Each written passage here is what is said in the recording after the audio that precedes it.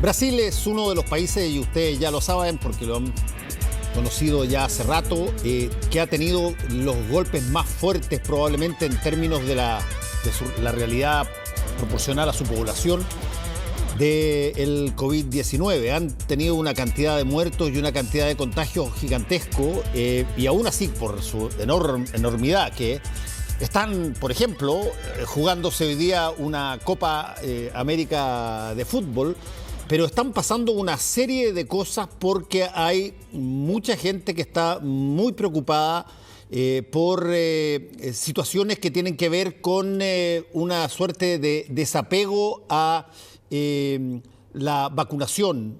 Y más aún, han empezado a surgir comentarios y una serie de informaciones que habría habido un gran negociado en torno a las vacunas.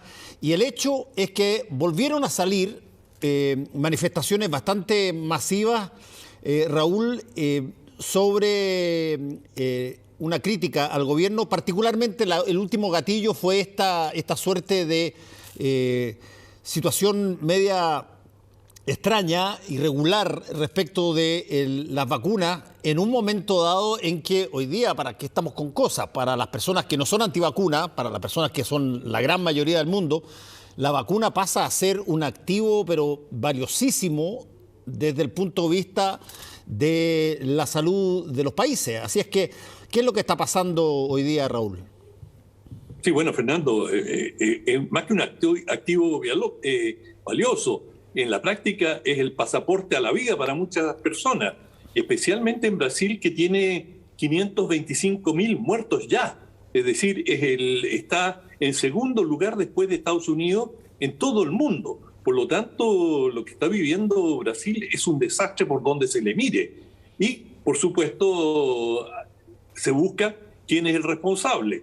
Y Jair Bolsonaro, recordamos que esto lo festiñó un poco la situación del coronavirus. Dijo, no, esta es una gripecina, es algo pasajero, no es nada grave. Y esto ha terminado siendo una cosa tremenda para Brasil, que además tiene una situación económica muy precaria y donde el gobierno acaba de sacar nuevas disposiciones para mantener a una parte importante de la población con ayuda, porque el país está funcionando, bueno, como todo el resto de América Latina, con severas dificultades.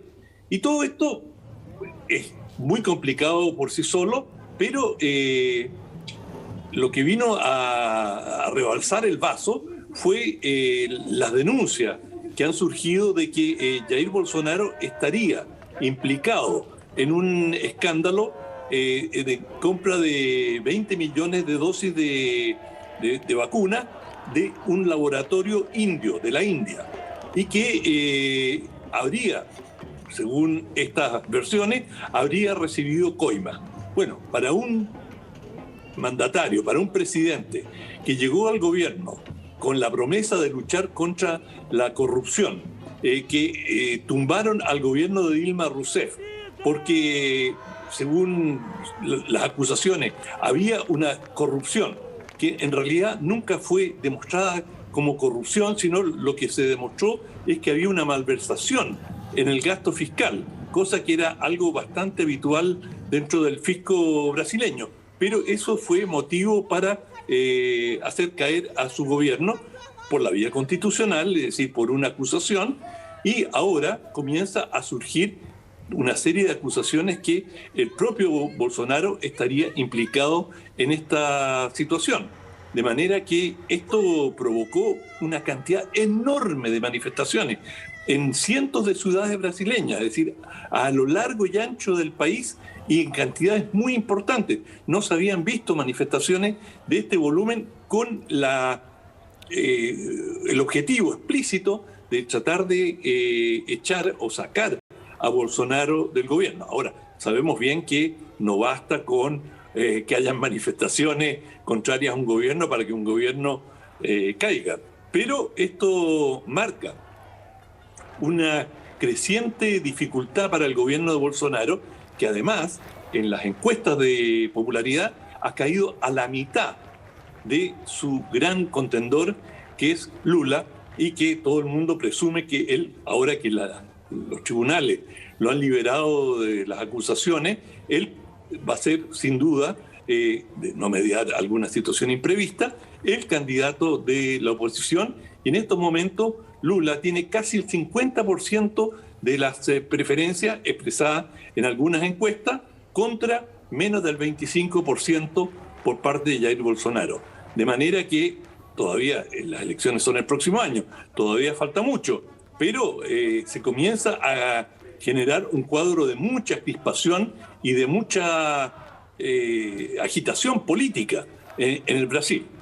Sí, además, convengamos una cosa, Brasil es un país, se ha dicho muchas veces como cliché, pero un país casi continente, y por lo tanto puede, aparentemente como se está ocurriendo ahora, puede contener diversas actividades, diversos espectáculos, diversas situaciones simultáneamente, cosa que sería imposible en otros países porque estaría todo alborotado por ejemplo, las gigantescas manifestaciones. Pero tú tienes simultáneamente desarrollándose en Brasil la Copa América de Fútbol, con gente que va a los estadios, con un montón de gente que está siguiendo esta situación.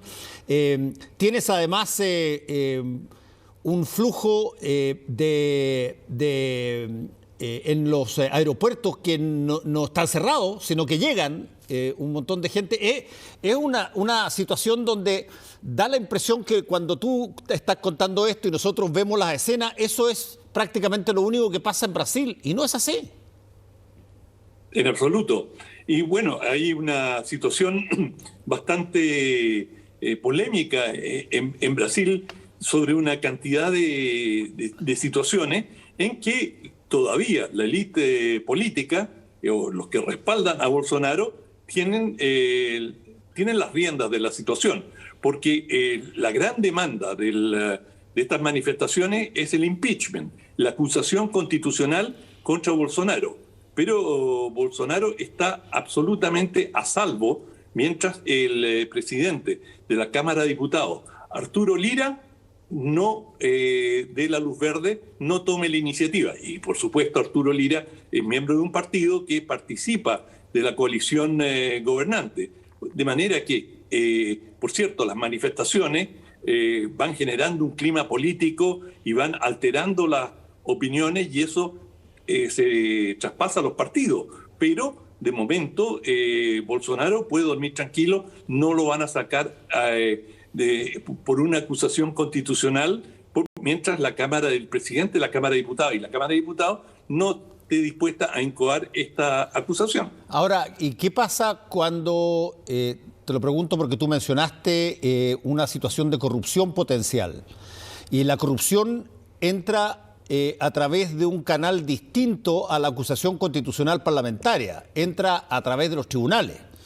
Se investiga y eventualmente puede llegar a la Corte Suprema, digamos. Por lo tanto... Está en la Corte Suprema. Fue la Corte Suprema la que ha pedido recientemente que se comience a investigar, y ha designado a un fiscal que debe investigar la situación. Ahora, no se le, digamos, hay sospecha, hay acusaciones, pero una acusación, digamos, para que haya una acusación tienen que haber evidencia. Obvio, y esa evidencia no existe, digamos, de manera oficial, pero ya la Corte Suprema tomó cartas en el asunto. Ya, yo te lo digo porque ese es otro referente que eventualmente puede desacreditar todas las cosas que se están imputando por lo que tú decías, no hay evidencia al respecto, o puede abrir proceso. Y en ese caso, las situaciones, en cualquiera de los dos casos, la situación de Jair Bolsonaro puede ser de blanco y negro, digamos. Sí, pero lo que estamos viendo es una situación de creciente deslegitimización de su gobierno, y esto también lo están observando el sector financiero internacional, y comienza a crecer un nerviosismo sobre qué pasa en Brasil, dónde va el país. No han resuelto o están en plena pandemia, aunque las últimas cifras son un poquito más alentadoras. están en plena pandemia. Ellos recién han detectado, igual que en Chile, los primeros brotes de la variante Delta.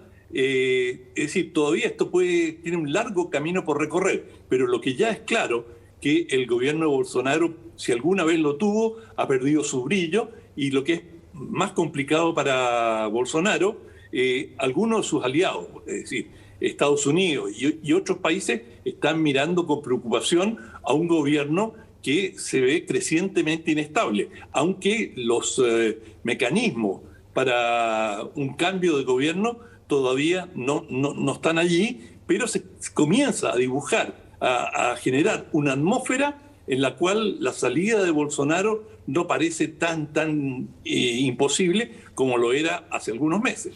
¿Y cuándo hay elecciones en Brasil? Próximo año. Mira. De manera que todavía falta. Ahora, las encuestas tú sabes que son muy caprichosas y cambian con mucha velocidad en todo el mundo. Pero se ve en estos momentos, de no haber un cambio, haber algo muy trascendental, que Lula esté doblando después de toda la campaña que se hizo contra él, después de que estuvo en la cárcel, que se lo denigró y se lo trató de delincuente, en fin, todas las denuncias que hubo, que él esté liderando, doblando a Bolsonaro, que es el presidente en ejercicio, te dice cuál es la volatilidad y con qué velocidad se mueve el péndulo en Brasil. Sí, hay un pequeño detalle, sí, pequeñito, así, chiquitito. Lula no ha dicho que quiere ser candidato presidencial todavía. Bueno, no hay mucha duda de que si el PT, que es su partido, el Partido de los Trabajadores, lo ha proclamado, ¿sí? Ha dicho en todos los tonos. Ahora, claro, por cierto, él no lo ha dicho, pero uno presume que no lo ha dicho por razones de táctica política, porque el día que dice, bueno, él se convierte en el blanco de todas las críticas y va a empezar una campaña en su contra. De manera que hace bien, como lo hacen los políticos en muchos lugares del mundo, guardan con reserva sus cartas y dicen, bueno, veremos si el pueblo lo solicita. Si lo solicita. Yo estoy dispuesto, estoy disponible. Vamos a ver cómo sigue la saga ahí en Brasil, Raúl.